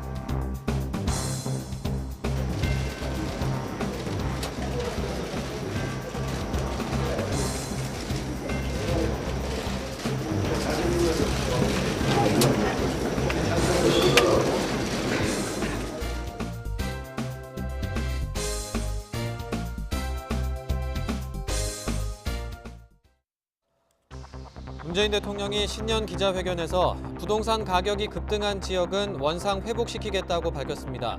단순히 가격을 더 오르지 않게 하는 것이 목표가 아니라며 보다 강력한 대책을 끝없이 내놓겠다고 강조했습니다. 문 대통령은 조국 전 장관이 겪었던 고초를 생각하면 큰 마음의 빚을 졌다고 말했습니다. 유무죄는 재판 결과에 맡기고 조국 전 장관을 이제 놓아달라고 국민들에게 호소했습니다. 정치권의 반응은 엇갈렸습니다. 민주당과 정의당은 폭넓은 대화가 솔직하고 소탈하게 이루어졌다고 평가한 반면 한국당과 바른미래당, 새로운 보수당은 망상만 있는 거짓 국정 홍보 쇼였다고 깎아내렸습니다. 화산 폭발 영향으로 폐쇄됐던 마닐라 공항 운영이 재개되면서 항공기 운항도 정상화되고 있습니다. 항로가 화산 영향권에 있는 괌과 대양주 노선도 화산재를 피해서 우회 운항하고 있습니다. 사슴 태반의 줄기세포로 만든 알약을 몰래 들여오려던 다단계 회원들이 대거 적발됐습니다. 암과 고혈압, 당뇨에 효능이 있다고 소문이 돌았지만 모두 거짓으로 드러났습니다. 도심에서 갑자기 발생하는 땅꺼짐 현상을 예방하기 위해 정부가 특별 점검에 나섭니다. 지하 10m 이상 땅을 파 공사를 진행하는 현장 107곳 전체가 대상입니다. 네, 문재인 대통령이 오늘 신년 기자회견을 열었습니다. 여러 가지 문답들이 오갔는데 특히 조국 전 장관과 관련해서는 검찰개혁이 크게 기여했다면서 유무죄를 떠나 지금까지의 고초만으로도 마음의 빚을 졌다며 안타까움을 표현하기도 했습니다. 네, 국민에게는 조 전 장관을 이제 놓아주고 분열과 갈등을 끝내자고 호소하기도 했습니다. 신년 기자회견 발언 들어보겠습니다. 조국 전 장관이 민정수석으로서 그리고 또 법무장관으로서 했던 기여는 굉장히 크다고 생각합니다. 결과와 무관하게 이미 조국 전 장관이 지금까지 겪었던 어떤 고초 그것만으로도 저는 아주 크게 마음의 빚을 졌다고 생각합니다. 저는 국민들께도 좀 호소하고 싶습니다. 이제는 검경수사권 조정 법안까지 다 통과가 되었으니 이제는 조국 장관은 좀 놓아주고 앞으로 유무죄는 그냥 재판 결과에 맡기는 그분을 지지하는 분이든 그분을 반대하는 분이든 이제 그 문제를 둘러싼 갈등은 이제 끝냈으면 좋겠다는 말씀을 국민들께 드리고 싶습니다. 네, 그리고 부동산 대책에 대한 언급도 있었습니다. 문재인 대통령은 부동산 투기를 잡고 가격을 안정시키겠다는 강한 의지를 다시 한번 밝혔습니다. 네, 단순히 가격을 더 오르지 않게 하는 것뿐만 아니라 가격이 급등한 지역은 원상 회복을 목표로 하겠다고 강조했는데요. 이어서 들어보겠습니다. 급격한 가격 상승들은 원상 회복되어야 한다고 생각합니다. 그렇게 될 때까지 노력을 기울이겠습니다. 지난번 부동산 대책으로 모든 대책이 다 갖춰졌다고 생각하지는 않습니다. 정부는 지금의 대책이 뭔가 조금 시효를 다했다라고 판단되면 또 보다 강력한 대책, 그게 끝없이 내놓을 것입니다. 보유세 강화, 그다음에 거래세 완화 이런 부분도 앞으로 부동산 가격의 어떤 동정을 보아가면서 신중하게 검토해 나가겠습니다. 네, 정치권 반응은 예상대로 극명하게 엇갈렸습니다. 여당인 더불어민주당은 진솔하게 국민에게 다가섰다면서 적극 옹호에 나섰습니다. 네, 반면 자유한국당은 폭정을 계속하겠다는 대국민 선전포고라고 강력히 비판했습니다. 우철희 기자입니다. 더불어민주당은 이번 기자회견을 통해 상생도약이라는 신년 전국 구상을 소상히 알렸다고 평가했습니다. 특히 문재인 대통령이 진솔한 답변으로 국정운영 전반에 대한 폭넓은 대화가 이루어졌다며 이제는 국회가 이를 빠짐없이 뒷받침해야 한다고 강조했습니다. 하지만 자유한국당의 시각은 완연히 다릅니다. 한국당은 반성도, 개선의 여지도 없는 이벤트였다면서 폭정을 계속하겠다는 대국민 선전포고라고 각을 세웠습니다. 문 대통령은 나라를 망하게 하는 기획자라고 일축하며 무슨 낯으로 자화자찬하느냐고 비판했습니다. 바른미래당은 정치와 외교, 안보를 파탄내고도 자신에게는 관대한 대통령, 새해 벽두부터 국민에게 스트레스를 주는 대통령이라고 혹평했습니다. 새로운 보수당도 이벤트사 청와대가 기획하고 몽상가 대통령이 앵커가 된 대국민 가짜뉴스라고 비판했습니다. 진보 진영 야당들도 칭찬만 하진 않았습니다. 대한신당은 소통 노력면에서 비교적 진일보했지만 집권 후반기를 맞아 신선한 국정동력 제시에 미흡했다고 평가했고 정의당은 소탈하고 솔직한 태도는 긍정적으로 평가한다면서도 검찰개혁을 추진하되 대통령 주변과 관련된 수사에선 엄정 중립적인 태도를 견지해달라고 주문했습니다. 민주평화당 역시 부동산 대책과 검찰 인사에 대한 성찰 등은 여전히 미흡했다고 지적했습니다. YTN 우철입니다. 네, 어제 8개월여 만에 신속 처리 안건, 패스트트랙에 올랐던 법안들이 모두 통과가 되면서 이제는 오롯이 총선 정국이라고 할 수 있겠습니다.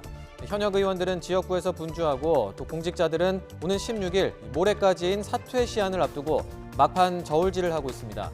오늘 대통령 신년 기자회견에서 진행을 맡았던 고민정 청와대 대변인도 곧 총선 출마를 공식화할 거라는 전망이 나오고 있는데요. 이번에 고민정 대변인까지 출마를 하게 되면 일찌감치 출마를 확정한 박수현, 김의겸 전 대변인과 함께 현 정부 대변인이 모두 총선에 출마를 하는 셈이 됩니다. 이외에도 전 수석과 비서관, 실장 등을 포함해서 오는 4월 총선에 나설 청와대 출신 인사가 70명에 이를 거라는 관측도 있습니다. 유독 이번 총선에 도전하는 청와대 출신 인사가 많다는 분석인데 이유가 뭘까요? 우선 임기 반환점을 돌았는데도 이 40% 후반을 유지하고 있는 문재인 대통령 지지율이 한 가지 이유로 꼽힙니다. 또 야당 지지율이 여당에 크게 뒤지면서 선거판이 전체적으로 여권에 유리한 점도 긍정적인 요소로 볼 수가 있습니다. 그리고 신인에게 최대 20% 가점을 주는 민주당 공천 규칙도 한몫을 했다는 분석인데요. 선출직에 처음 도전하는 인사라도 한번 해볼 만하다라고 여길 요인들이 적지 않다는 거죠. 청와대 입장에서도 대통령과 같이 일했던 사람들이 국회에 입성하면 국정 운영 동력 확보에도 도움이 되는 만큼 크게 만류할 이유는 없는데요. 다만 이번과 같은 무더기 출마가 입법부를 청와대 출신 인사로 채우려는 게 아니냐는 인상을 줄 수 있다며 경계하는 목소리도 있습니다. 또 청와대 출신 후보들이 너도 나도 대통령과의 인연을 강조하면서 이른바 문재인 마케팅에 열을 올리는 게 바람직하지만은 않다는 우려도 있습니다. 예를 들어서 지난 9일에 김의겸 전 대변인이 자신의 SNS에 올린 이 포스터를 보면 대통령 사진과 함께 대통령님께 하고 싶었던 이야기들 이런 문구를 써서 대통령과 직접 소통을 강조하는 듯한 느낌인데요. 총선 예비 후보로서 유권자 의견을 듣겠다는 취지긴 하지만 지나치게 청와대 대변인 경력에 기대려 한 게 아니냐는 논란이 일기도 했습니다. 이렇게 과도한 마케팅 우려 외에도 경선 과정에서 공정한 경쟁이 안 될 수 있다는 걱정이 민주당 내에서 나오는데요. 이른바 청와대 프리미엄 때문에 후보의 실제 경쟁력이 왜곡될 수 있으니까 청와대 이력을 쓰지 못하게 하자는 주장도 있습니다. 하지만 청와대에서 근무를 한 게 사실인데 이력에 못 쓰게 하는 건 그 근거가 약하다는 반론도 만만치가 않습니다.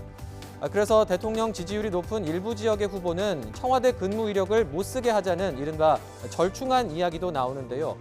이 향후 경선과 공천 과정에서 쟁점이 될 가능성이 높은 만큼 민주당 공천관리위원회와 지도부도 이 문제를 신중하게 논의한다는 방침입니다.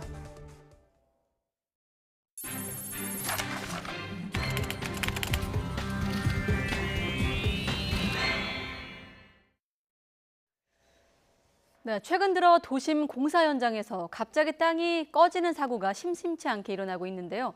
이런 사고는 순식간에 발생을 해 행인이나 자동차도 집어삼킬 만큼 큰 침하가 발생할 수 있어 정부가 긴급 특별 점검에 착수합니다. 일단 107곳이 대상입니다. 김현우 기자가 취재했습니다. 경기도 일산의 대로변. 갑자기 푹 꺼지더니 토사와 주변 물건들을 집어삼킵니다. 쩍 갈라진 아스팔트 더미도 맥없이 빨려 들어갑니다. 이번엔 서울 여의도의 한 지하보도 공사 현장. 공사장 한쪽에 큰 구멍이 생겼고 그 사이로 땅이 내려앉았습니다. 소방대원들이 구조 작업을 벌였지만 안타깝게 작업자 한 명이 숨졌습니다. 점검 결과 두 사고 모두 안전시설 설치를 제대로 하지 않는 등 모두 5건의 위법 사항이 적발됐습니다. 이처럼 땅을 깊이 파는 공사 현장 주변에 치마 사고가 끊이질 않자 정부가 특별 점검에 나서기로 했습니다. 도심에서 지하 10m 이상 땅을 파 진행 중인 전국의 공사 현장 107곳 전체가 대상입니다. 지하 안전 영향평가 협의 내용을 잘 이행하고 있는지, 흙막이 시설은 안전한지 등을 중심으로 점검이 진행됩니다. 건설 현장에서 이제 발생하는 부분도 일부 있는데 이런 부분이 이제 도심에서 발생하면은 주변 침하로 인해서 인명과 재산 피해가 많이 우려가 됩니다. 이번 점검에서 안전 기준을 지키지 않고 공사를 진행하거나 주변 침하를 막기 위한 흙막이 관리가 미흡한 곳이 발견되면 공사 중지나 과태료 부과 등의 조치가 취해집니다. YTN 김현우입니다. 네, 최근에 사슴태반의 줄기세포로 만든 알약을 대규모로 밀반입하려던 외국 다단계 업체 회원들이 줄줄이 세관에 적발됐습니다. 암과 고혈압에 효능이 있다면서 비싼 값에 팔리고 있는데 안전성도 검증되지 않은 불법 제품이기 때문에 각별한 주의가 필요합니다. 김태민 기자가 취재했습니다. 싱가포르의 한 다단계 업체가 만든 건강기능식품 홍보 영상입니다. 뉴질랜드의 사슴태반에서 추출한 줄기세포가 담겨 노화 방지에 좋다는 점을 내세웁니다. 하지만 안전성도 검증되지 않아 국내 반입 자체가 금지된 제품입니다. 지난해 7월부터 12월까지 이 제품을 몰래 들어오려던 다단계 회원 175명이 줄줄이 세관에 적발됐습니다.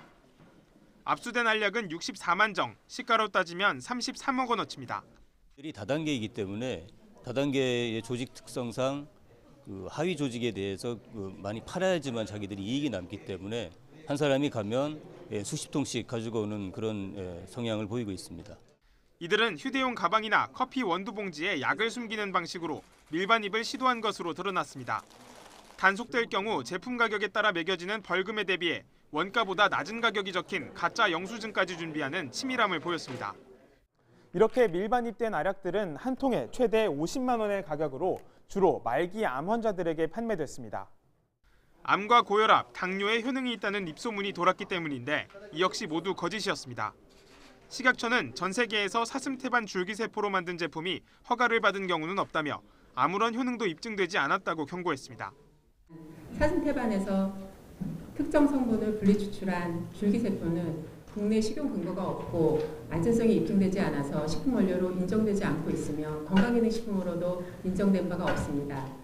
관세청은 적발된 일반 입자들에게 벌금을 부과하는 통고 처분을 내리고 알약을 몰수했습니다. 또 허위 과장 광고를 믿고 검증되지 않은 의약품을 사지 않도록 각별한 주의를 당부했습니다. YTN 김태민입니다.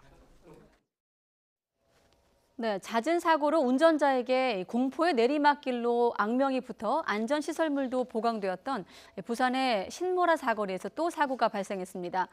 오늘 오전 11시쯤 부산 모라동 신모라 교차로에서 62살 A씨가 몰던 레미콘 차량이 이렇게 고가도로 교각을 들이받았습니다.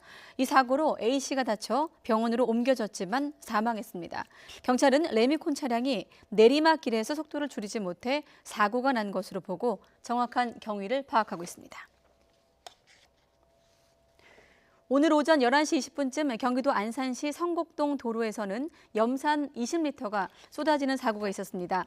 도로에 쏟아진 염산은 근처 하수구로 흘러들어갔고 신고를 받고 출동한 소방당국이 방제 작업을 벌여 다행히도 인명피해는 발생하지 않았습니다. 한강유역환경청은 사고 현장에 대기 중 염화수소 가스 농도를 측정한 결과 기준치인 22ppm보다 적은 2.5ppm이 나왔다고 설명했습니다. 어제 아침 8시 40분쯤 서울 목동에서 인천 검암동까지 20km 정도를 술이 덜 깬 상태로 운전하던 30대 남성이 순찰차를 들이받아 2명이 다쳤습니다. 인천 서부경찰서는 교통사고 처리 특례법 위반 혐의로 34살 A씨를 불구속 입건했습니다. 적발 당시 A씨의 혈중 알코올 농도는 0.055%로 면허 정지 수치였는데 사람을 다치게 해 면허 취소 처분을 받게 됩니다. A씨는 경찰 조사에서 그젯밤 술을 마셨다고 말한 것으로 알려졌습니다. 필리핀 수도 마닐라 인근 탈화산이 폭발하면서 화산재 때문에 폐쇄됐던 마닐라 공항이 운영을 재개했습니다. 그러면서 항공기 운항도 정상화되고 있습니다. 대한항공과 아시아나항공은 마닐라 공항을 오가는 항공편은 정상 운항할 예정이라며 이틀 동안 항공기 운항이 취소됐기 때문에 필리핀 측과 협의해서 대체 항공기를 추가로 투입할지도 논의하고 있다고 덧붙였습니다. 대한항공과 아시아나항공은 괌과 대양주 노선 등 항로상 영향권에 있는 노선의 경우도 화산재를 피해 우회 운항하고 있다고 밝혔습니다. 미국을 방문한 박원순 서울시장이 북한과 한미 모두 올해부터 2022년까지 한반도에서 군사훈련을 중단하자고 제안했습니다. 서울, 평양 공동올림픽 유치를 위해서 평화 분위기 조성이 필요하다는 이유입니다. 워싱턴에서 류충섭 기자가 보도합니다. 박원순 서울시장이 미국 외교협회 초청으로 연설에 나섰습니다. 주제는 평화를 향한 서울의 제안입니다. 박 시장은 올해를 서울 평화 프로세스의 원년으로 삼자고 국제사회에 호소했습니다. 하지만 북한에 대한 인도적 지원이나 스포츠 교류조차 단절됐다며 미국 정부에 대북 제재 변화를 제안했습니다. 또 남북 정상이 합의한 2032년 서울 평양 공동올림픽 유치가 2년 안에 가려지는 만큼 평화 분위기를 조성하자고 강조했습니다. Any acts of hostilities that escalate the tensions of the Korean Peninsula, including military exercises of North Korea, South Korea, and the U.S. be temporarily halted. 미 외교협회 측은 공동올림픽은 북한의 의지가 중요하다면서 박 시장 제안이 매우 창의적이라고 평가했습니다. But it does mean that there are potential ways that military tension reductions can occur if the actions that take place are reciprocal. 주한미군 방위 및 분담과 관련해 박 시장은 5배 인상과 같은 과도한 요구가 미국에 대한 반감을 키우고 있다고 지적했습니다. 따라서 굳건한 한미 동맹을 위해 서로 납득할 범위에서 조정돼야 한다고 밝혔습니다. 박 시장을 초청한 미 외교협회는 미국 정부 관료와 경제인 등으로 구성된 싱크탱크입니다. 미국 외교안보 분야 권위 있는 기관에서 이루어진 이번 제안이 실제 한반도 정책에도 어느 정도 영향을 미칠지 주목됩니다. 워싱턴에서 YTN 유충섭입니다. 봉준호 감독의 영화 기생충이 또 한 번의 역사를 썼습니다. 미국 아카데미상 후보에 무려 6개 부문에 이름을 올린 건데요. 최고의 작품에 주어지는 작품상 후보에도 올라서 수상 기대감이 더 높아지고 있습니다. 김혜연 기자입니다. 영화 기생충이 미국 아카데미상 후보작에 이름을 올린 곳은 모두 6개 분야. 예상보다 훨씬 많았습니다. 예비 후보에 들었던 국제장편영화상에 이변 없이 이름을 올렸고 작품상과 감독상, 각본상 등의 후보에도 올랐습니다. 하나하나 발표될 때마다 되게 짜릿한 순간이었어요. 이런 거를 사실 기대를 못했거든요. 처음 영화를 만들 때 이런 순간까지 닥치리라고는 전혀 예상을 못했기 때문에 더 흥분되고 기뻤던 것 같아요. 그동안 우리나라 영화는 아카데미상과 인연이 없었습니다. 봉준호 감독의 넷플릭스 영화 옥자, 이창동 감독의 버닝 등이 예비 후보에 오른 게 가장 큰 성과였습니다. 기생충이 한국 사회의 특수한 빈부격차를 다루면서도 보편적인 시선까지 놓치지 않은 게 큰 평가를 얻었습니다. 가난한 자와 부자의 이야기도 하면서 동시에 서로 간의 예의에 관한 문제이기도 합니다. 인간에 관한 예의를 다루고 있는 그런 측면이 있어요. 생각보다 너무 공감을 해주셔가지고 깜짝 놀랐던 그런 기억이 납니다. 그러니까 그 한국적인 어떤 유머 그런 것들 모두 다 캐치하시고 반응을 해주셔가지고 굉장히 놀랐던. 다음 달 열리는 시상식에서 트로피를 품에 안을 것이라는 전망도 커졌습니다. 백인 위주의 보수 성향으로 유명했던 아카데미가 최근에는 다양성을 내걸고 해외 영화를 대거 받아들이고 있는 점도 고무적입니다. 작년에 이제 멕시코 영화였던 로마가 많은 부분을 수상을 했던 것, 이런 것들, 그다음에 여성 감독에 대한 배려, 이런 것들이 굉장히 한계를 갖고 있지만 가능했던 일이란 말입니다. 그래서 그동안에 이제 흑인이나 히스패닉계나 그다음에 여성이나 이제는 아시아인에게 당연히 차례가 돌아올 때가 됐고. 아카데미상의 문을 두드린 지 57년 만에 한꺼번에 6개의 후보에 오른 기생충. 최초 수상이라는 또 하나의 기록을 세울 수 있을지 주목됩니다. YTN 김혜은입니다. 네, 피겨 여자 싱글의 기대주로 떠오른 유영 선수가 주특기인 트리플 악셀을 앞세워서 유스 올림픽에서 금메달을 따냈는데요. 이 대회에서 한국 피겨 선수가 금메달을 따낸 건 유영이 처음입니다. 최도희 기자입니다. 유영은 공중 3회전 반을 도는 고난도 점프 기술인 트리플 악셀을 깔끔하게 성공하며 순조롭게 출발했습니다. 남은 점프와 연기도 안정감 있게 잘 소화해내며 제 실력을 뽐냈습니다. 프리스케이팅에서 유영이 받은 총점은 140.49점, 최종 합계는 214점으로 200점 03점에 그친 경쟁자 러시아의 크세니아 시니치나를 여유롭게 제치고 정상에 올랐습니다. 지난 2012년부터 시작돼 올해로 3회째를 맞은 유스올림픽에서 우리 피겨 선수가 금메달을 딴 건 이번이 처음입니다. 앞서 유영은 지난 2016년 종합선수권 대회에서 김연아의 기록을 깨고 최연소 우승을 차지하며 혜성처럼 등장했습니다. 이후에도 포스트 김연아로 주목받으며 지난 5일 막을 내린 국내 종합선수권 대회에서도 3연패를 달성했습니다. 이제 동계 유스올림픽 금메달마저 거머쥔 유영은 세계 최고의 시니어 선수들과도 기량 대결을 앞두고 있습니다. 다음 달 서울에서 열리는 4대륙 선수권 대회와 3월 캐나다 몬트리올에서 열리는 세계 선수권 대회에 모두 출전해 다시 한번 시상대 가장 높은 자리에 도전합니다. YTN 최두입니다. 한국 여자 배구가 도쿄올림픽 본선에서 숙적 일본과 같은 조에 배정됐습니다. 세계 랭킹 9위인 한국은 7위 일본과 3위 세르비아, 4위 브라질, 10위 도미니카 공화국, 19위 케냐와 함께 A조에 편성이 됐습니다. 세계 1위 중국과 2위 미국, 5위 러시아 등 세계적인 강팀들이 몰린 B조보다 비교적 수월한 조 편성으로 평가됩니다. 프로야구 기아가 자유계약 선수 자격을 얻은 내야수 김선빈과 4년 계약을 맺었습니다. 기아 구단은 김선빈과 4년 동안 계약금 16억 원, 연봉 4억 5천만 원, 옵션 6억 원 등 총 40억 원에 계약했다고 발표했습니다. 김선빈은 구단에 감사하다며 팀이 한 단계 더 성장할 수 있도록 솔선수범하며 제 역할을 다하겠다는 소감을 밝혔습니다.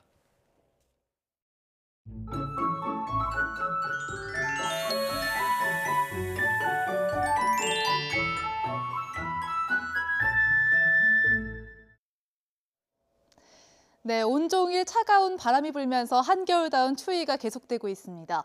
내일은 오늘보다 조금 더 춥겠는데요. 내일 아침 서울 기온 영하 6도까지 떨어지면서 예년의 겨울 추위를 보이겠습니다. 모레부터는 기온이 조금씩 오름세로 올라서겠고요. 주말엔 예년 수준을 웃돌면서 큰 추위가 없을 것으로 보입니다. 이렇게 요 며칠 추운 날씨가 이어지면서 현재 경기 북부와 강원 일부에는 한파주의보가 여전히 내려져 있습니다. 동해안 지역은 건조주의보가 이어지고 있고요. 추위 속에 울릉도와 독도에는 대설경보가 내려진 가운데 눈이 내리고 있습니다. 울릉도와 독도에는 내일 오전까지 최고 10cm의 많은 눈이 더 오겠고요. 제주 산간 지역은 오늘 밤까지 1에서 5cm의 눈이 오는 곳이 있겠습니다. 내일 내륙 지역은 대체로 맑겠지만 강원 북부 해안 지역은 아침에 눈이 산발적으로 날리는 곳이 있겠습니다. 내일 아침 기온은 오늘보다 1도에서 3도가량 낮겠습니다. 서울 기온 영하 6도, 춘천 영하 8도, 안동 영하 7도, 광주 영하 2도까지 뚝 떨어지겠고요. 낮 기온은 오늘과 비슷하겠습니다. 서울의 한낮 기온이 영상 2도, 춘천은 4도, 대구 5도, 창원 6도가 예상됩니다. 일요일엔 곳곳에 비나 눈이 한 차례 내릴 것으로 전망되고 있습니다. 날씨 정보였습니다. 네, 일제 강제동원 피해자들이 전범 기업을 상대로 두 번째 집단 소송을 제기했습니다. 잠시 뒤에 나연호 기자의 보도로 보겠습니다.